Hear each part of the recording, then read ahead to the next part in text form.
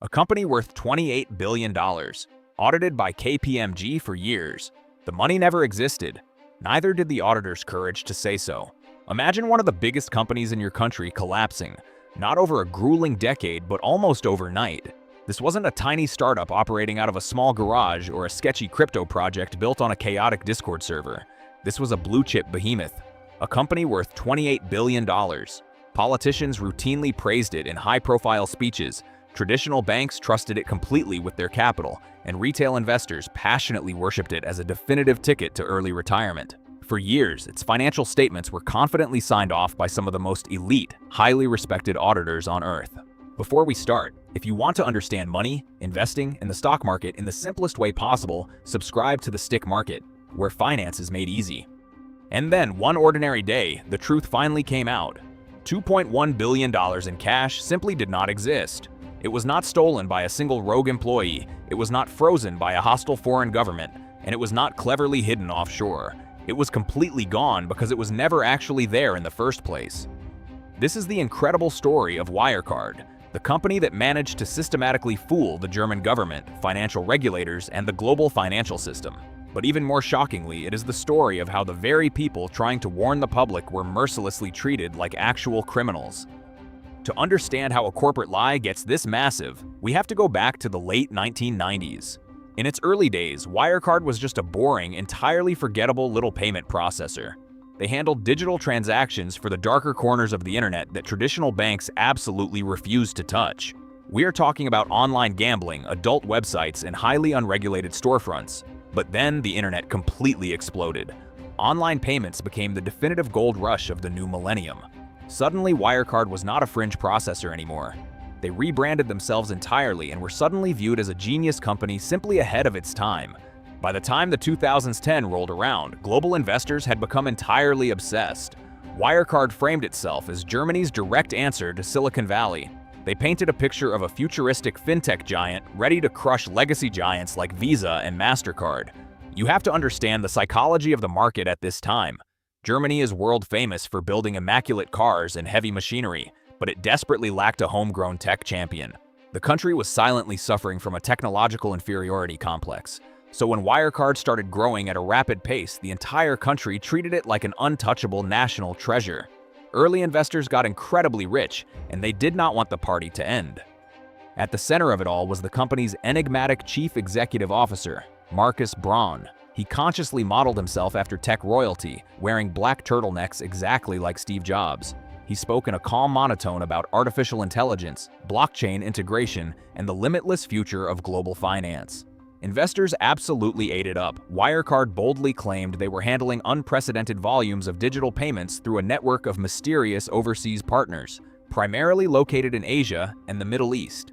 If you looked at their public filings, revenue and profits were supposedly skyrocketing quarter after quarter. There was just one tiny, nagging problem hiding beneath the pristine surface. Almost nobody on the outside could actually fully verify any of it. During an economic boom, market psychology dictates that people stop asking hard questions. As long as the line on the chart goes up, nobody wants to be the killjoy who interrupts the music. But a few dedicated financial journalists and highly skeptical short sellers started noticing that the basic math just did not add up correctly. Wirecard reported massive, outsized profits from their overseas partners, which were officially called third-party acquirers. The polished corporate narrative was that Wirecard did not have the specific regulatory licenses to process payments in places like Dubai or the Philippines, so they simply outsourced it to local partners who took a small cut and sent the remaining profits back to Germany. But when private investigators physically went looking for these bustling corporate offices, they found empty rooms, residential addresses, or obscure businesses that barely existed. The entire money trail was a chaotic maze, but instead of transparently answering these valid questions, Wirecard aggressively went on the attack. Every single time vocal critics spoke up or published a critical report, Wirecard unleashed a highly paid army of corporate lawyers. They ruthlessly attacked, aggressively accusing the short sellers of illegal market manipulation. They vehemently claimed it was a coordinated conspiracy, specifically designed to unfairly destroy a great German success story. And incredibly, the financial establishment fully believed the company over the documented evidence. Instead of actively investigating Wirecard's blatantly suspicious accounting practices, German financial regulators actually started legally targeting the very journalists and investigators attempting to desperately expose the massive ongoing fraud. Think about how utterly insane that reality is. The people courageously sounding the alarm became the official villains of the story. At the forefront of this battle was a brilliant reporter named Dan McCrum from the Financial Times. He spent years meticulously digging into the financial dirt, carefully cultivating whistleblowers who were literally terrified for their careers. He published report after report, heavily detailing forged corporate contracts and entirely fake global customers. But the broader stock market simply ignored his warnings. Wirecard stock would take a brief wobble, then violently recover, financially punishing absolutely anyone who dared to bet against their unstoppable momentum. Why did this predictably happen? Because the collective, euphoric dream was so much more important to the public than objective reality. By 2018, Wirecard finally achieved the ultimate corporate prize. They were officially added to the prestigious DAX index, directly replacing Commerzbank, one of Germany's oldest and most respected banking giants. The shiny future had officially defeated the boring past. Some of history's absolute biggest, most devastating frauds happened in plain sight, right while thousands of seemingly smart people were standing around and applauding. Legitimate real companies can always easily explain exactly how they make their actual money, and their fundamental business models can be effortlessly drawn on a napkin. Fraudulent companies, however, constantly hide safely behind impenetrable walls of manufactured complexity. Wirecard was an absolute masterclass in extreme financial obfuscation. A tangled labyrinth of international subsidiaries, distant offshore bank accounts, and heavily layered corporate structures designed specifically to thoroughly confuse anyone who looked slightly too closely. But in 2020, harsh reality finally caught up with the beautiful fantasy. To permanently clear its battered name after rapidly mounting public pressure, Wirecard made a deeply fatal miscalculation. They voluntarily hired the prestigious accounting firm KPMG to conduct a special, fully independent forensic audit. They arrogantly assumed they could simply bully the esteemed auditors into submission, but it backfired spectacularly. After several grueling months of intense digging, KPMG released an utterly devastating public report, formally announcing they simply could not definitively verify huge structural chunks of Wirecard's core business. They literally could not prove the reported profits actually existed, and the global stock market immediately panicked. Then came the ultimate, undeniable death blow. Wirecard had repeatedly claimed they had roughly $2.1 billion sitting safely in highly secure trustee bank accounts over in the sovereign nation of the Philippines. This massive pile of cash was the absolute foundational bedrock of their entire multi-billion-dollar corporate valuation. But when someone finally cleverly circumvented Wirecard executives and checked directly with those specific Philippine banks, the banking executives looked closely at the official records and firmly stated that the money absolutely was not there. Furthermore, the official stamped bank documents Wirecard had been confidently showing their primary corporate auditors were entirely forged. The billions were entirely, undeniably imaginary. The company's stock crashed to practically zero almost instantly. Billions of dollars in established market capitalization vanished into thin air overnight. Ordinary retail investors helplessly saw their hard-earned life savings entirely evaporate. Thousands of completely innocent, hard-working employees were utterly blindsided and tragically lost their jobs. The entire proud nation of Germany faced a humiliating, deeply historic financial embarrassment prominently displayed on the global stage. But if you thought the unbelievable story peacefully ended with a simple corporate bankruptcy, it gets significantly crazier. Shortly after the massive financial black hole was formally revealed to the world, Chief Executive Officer Markus Braun hastily resigned and was swiftly arrested by federal authorities. But Jan Marsalek, another incredibly powerful, deeply connected Wirecard executive and the mysterious man primarily responsible for actively overseeing the fake Asian business operations, completely and utterly vanished into the dark night. He confidently told anxious colleagues he was quickly flying over to the Philippines to personally find the missing money and completely clear his good name. He never actually went to the Philippines. The much deeper international criminal investigators looked carefully into Jan Marsalek's highly secretive private life. The significantly less this situation looked like a standard white-collar corporate accounting fraud, and the significantly more it looked like a high-stakes, dangerous geopolitical spy thriller.